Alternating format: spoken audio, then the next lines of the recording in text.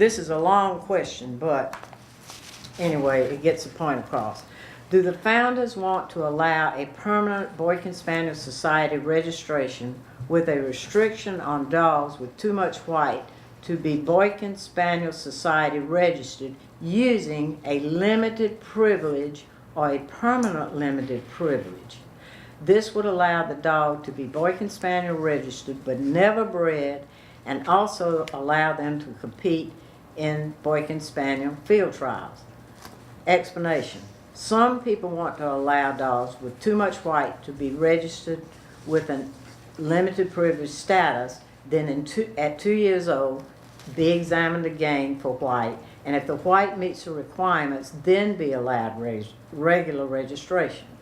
Some others want to allow a dog with too much white to be registered with the limited privilege, but it would be a permanent limited privilege, never to be lifted, but allows the dogs to compete in field trials.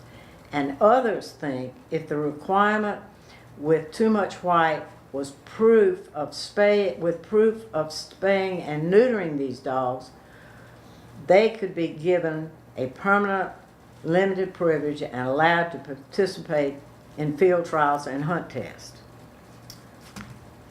The answer, I think, to all of the above questions is an unequivocal no.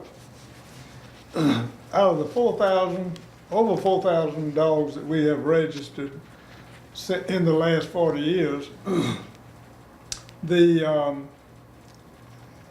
hundreds of dogs over the years that have been turned down because of too much white and not allowed to compete.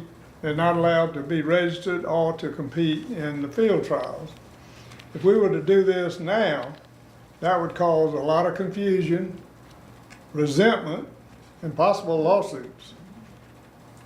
So I think, it's just not good to change horses in the middle of the stream. Also, we don't want dogs with too much white being showcased in field trials or bench shows or hunt tests,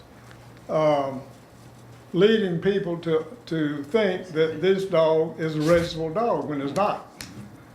So I think that no, we don't want to have any way that a dog with too much white could compete.